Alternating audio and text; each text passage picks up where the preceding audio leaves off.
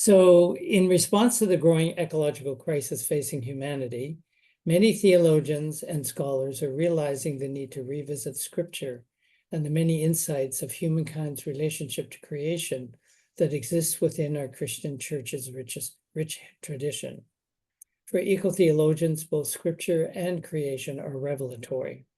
They have rediscovered that early Christians, the saints, and the great reformers of the church have written eloquently about creation, emphasizing its ability to provide deep spiritual instruction about the nature of God.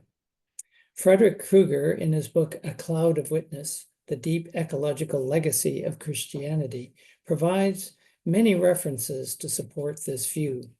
But first, I'd like to actually choose some selections from scripture, which no doubt served as inspiration for their theology.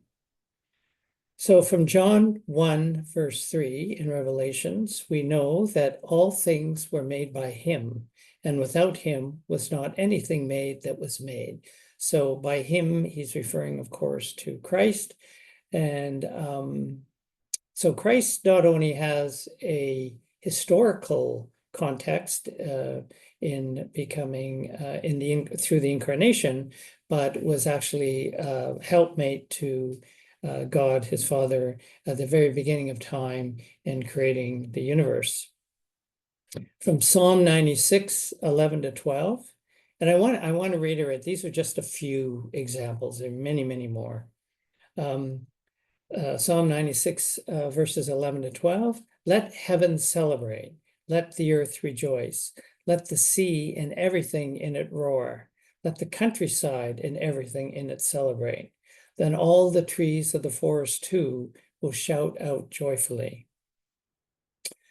From wisdom literature, Job 12, verses 7 to 10, we learn that, but ask the beasts, and they will teach you, the birds of the heavens, and they will tell you, or the bushes of the earth, and they will teach you. And the fish of the sea will declare to you, who among all these does not know that the hand of the Lord rather, has done this?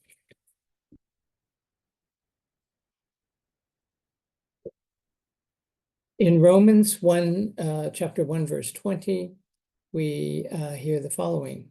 For ever since the world was created, people have seen the earth and sky.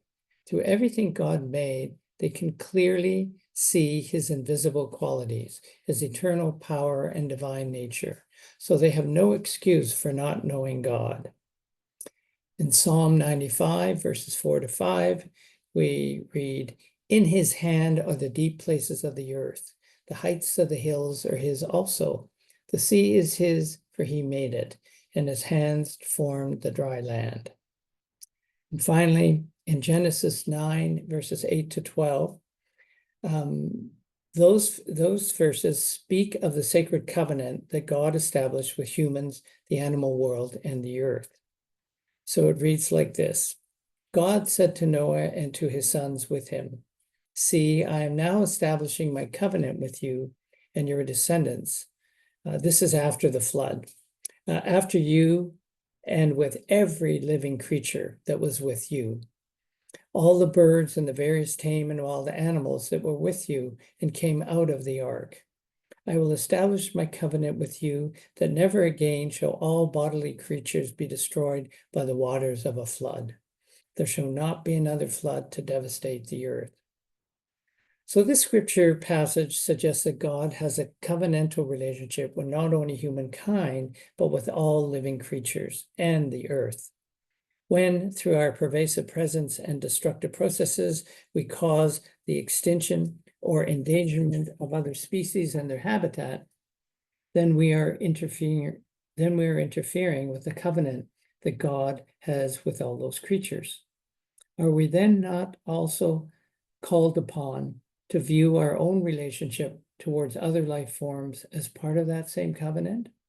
If so, then dominion over gives way to responsible stewardship, encouraging us to let go of our exploitive ways and to recognize the intrinsic value that other creatures and the rest of the earth share with humans in the eyes of God. Isaiah warns us of the consequences of breaking this covenant. In chapter 24, verses 4-6, he says, the earth dries up, it says, the earth dries up and withers, the world languishes and withers, the heavens languish together with the earth lies polluted under its inhabitants, for they have transgressed laws, violated the statutes, broken the everlasting covenant. Therefore a curse devours the earth, and its inhabitants suffer for their guilt. Therefore the inhabitants of the earth dwindled, and few people are left. So similarly, early church reformers understood all God's creation to be revelatory.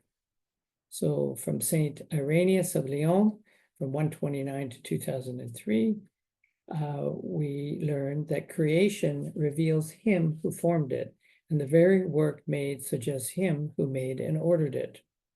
From Saint Basil the Great, in 347 to 407, I want creation to penetrate you with so much admiration that wherever you go, the least plant may bring you a clear remembrance of the Creator. One blade of grass or one speck of dust is enough to occupy your entire mind in beholding the art with which it has been made. From St. John Damascene, we learn the whole earth is a living icon of the face of God. And Martin Luther in 1483 to 1546 writes, God writes the gospel, but not in the Bible alone, but also on trees and in the flowers and clouds and stars. Similarly, Thomas Berry, in his Dream of the Earth, quotes a passage from Thomas Aquinas's Summa Theologica to reflect this understanding. Because the divine goodness cannot be adequately represented by one creature alone, he produced many diverse creatures, that what was wanting in one in the representation of the divine goodness might be supplied by another. For goodness, which in God is simple and uniform in creatures, is manifold and divided. And hence the whole universe together participates the divine goodness more perfectly and represents it better than any single creature whatever. From this, we could argue that the community of all the components of planet Earth is primary in the divine intention, certainly not just humans. All of these writings suggest that with every diminishment of diversity, our understanding of God is subsequently diminished.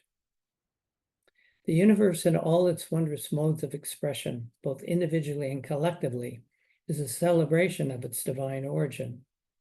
Our art, our music, our rituals, and indeed our creativity are all informed by creation. It is not coincidental that these words share the same root.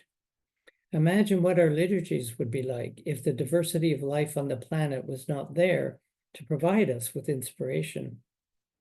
Imagine for a moment how we would decorate our churches to reflect the liturgical seasons, or how our scripture and prayers would have evolved if we lived all our lives in a landscape that resembled the moon. Any threat to the earth's ability to function in all its glory and provide the essentials of life must also be understood as a threat to religion.